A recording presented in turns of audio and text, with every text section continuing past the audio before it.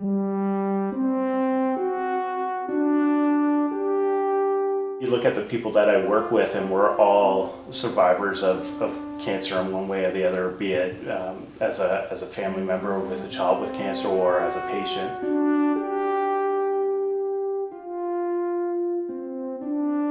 I can say the alphabet backwards, which some of the campers really like.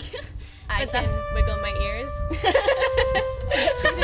These are the kinds of things you need when working at camp. It's the only camp that you can come to when your children are going through treatment where you can come as a family and siblings can come because it makes them feel like they're part of the whole experience too.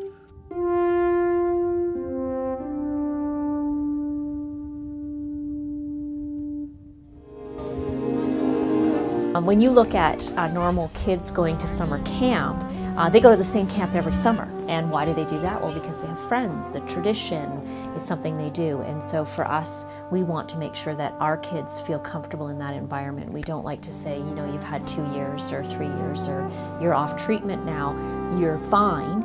What we like to say is you're part of this Trillium family and you're still connected because of the diagnosis. Because, oh, I gotta go rush in the hospital for this blood test here, but here at camp, all that kind of goes out the window. So it's just, you wake up, you have fun, you don't even think about any of that kind of stuff. It's totally a different experience. Kids are just, they're being kids, basically. So it's great for that. The best part would probably just being a goof. I get to be a goof as soon as I wake up, being a goof right when I go to bed. If I hadn't been diagnosed, I would have never been to this place. And this place has done so much in my life. Like, it's given me self-confidence in things in areas where I wouldn't have had it. And it's just, without camp, I honestly don't know where I'd be. I know families who've had kids on treatment, and at home it's such a big deal. It's like such a big part of their life. But camp, it's like, it's way in the background. Like, they might need to take an extra trip to the body shop, but other than that, there's nothing that would draw attention to that situation. And it's so nice to just forget about it. Like, be like normal kids. Mm-hmm. It was really nice for the siblings because a lot of the time, just because of the cancer, like, it's not intentional at all, but sometimes they just get left out. And then people are always asking about their brother or sister and giving them presents and things and, like, always worried about them, which obviously they should be, but then the sibling gets left out sometimes. And then when you come at camp, it's not like that at all. Every camper is special and treated that way. Yeah. We pride ourselves in being able to make it work. We make everything inclusive so that any kid can go on it. If a camper came, we've had campers go on the trip in a wheelchair. We've had campers come that have low energy, and we just gear the trip to make it inclusive for everyone. So obviously taking care of the special needs that some of the patients might have, whether it's different drugs they need to take and other precautions, but we make everything so that it's the same for everybody, so they don't have to feel like they're so different than their brothers and sisters.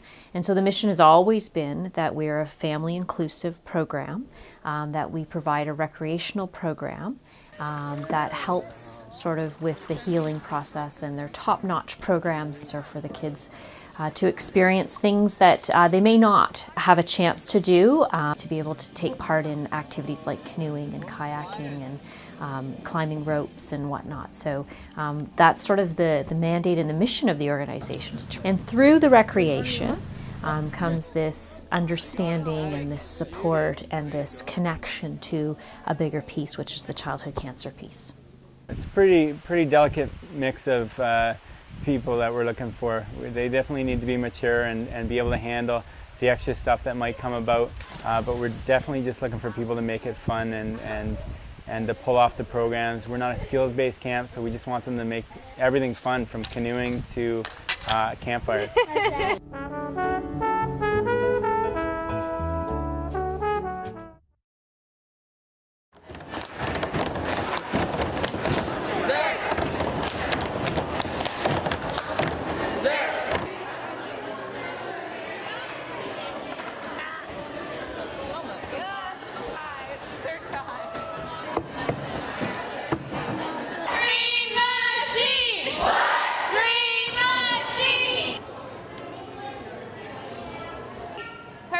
That her dad dresses up like a nerdy superhero.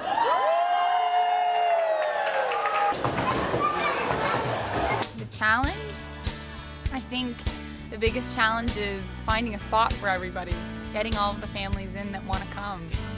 Because once they've come one summer, they want to keep coming. And I think that's my favorite part about camp, is that you're able to see them keep returning over and over again. It's just amazing that that the kids could do almost anything they want, and they enjoy being with friends, and the thing is, the parents can do whatever we want too. So it's the best of both worlds, really, for a family. I like playing like a lot of the games, and I really like to fish.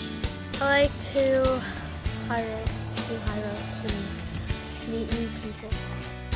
High ropes, fishing, and hockey. I like doing high rope, low rope. I like fishing a little bit. I like sailing, canoeing. Everything. Pretty much everything, yeah. We love Camp Trillium! A special friend is someone who wants to do all those little extra things with one camper and make their week the most memorable week they can have. 1, 2, 3, go! Woo! In 1986 is actually when I was diagnosed with neuroblastoma. What I was doing, the programs I was planning, and thinking it as more, what would I have liked when I was a camper, even being a nurse here, I've been, how can I still accommodate these kids? How can I still make sure they're having the experience I did when I was a camper? I'm very proud of that fact that there are so many of them that want to give back, because I think it sends this very strong message that it's a good thing.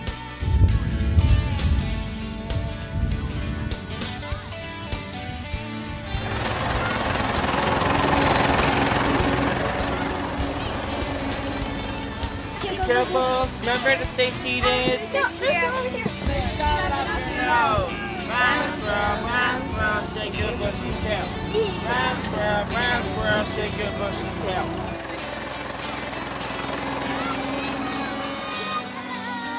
Oh, I started as a camper. So my youngest sister had cancer when she was a baby. And so I started when I was 8 years old as a camper. I've actually never missed a summer, ever. So I've been here consecutively for about 23 years. The best part is meeting new people and just having fun, and like no matter what type of difference you have, you're still, when you come here, you're so equal no matter what, and it's just really fun. I think winter camp is maybe my favorite program because it's a kids-only program.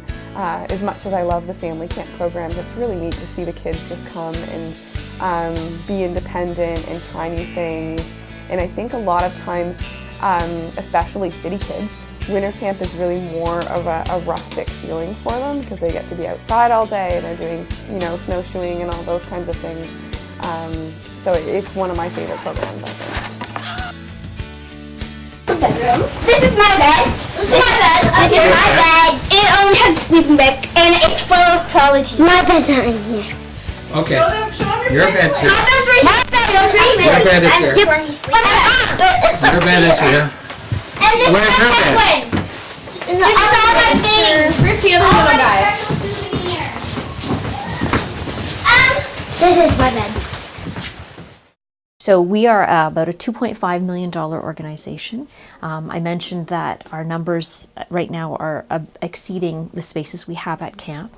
So if I think of future growth and I think of future expansion, a third site eventually is certainly something that I am thinking that we're looking towards. Until we are able to financially support that, we're going to maintain what we have right now and be creative on how we allow kids and the types of programs that we have. We'll do what we can to ensure that the kids' needs are being served right now.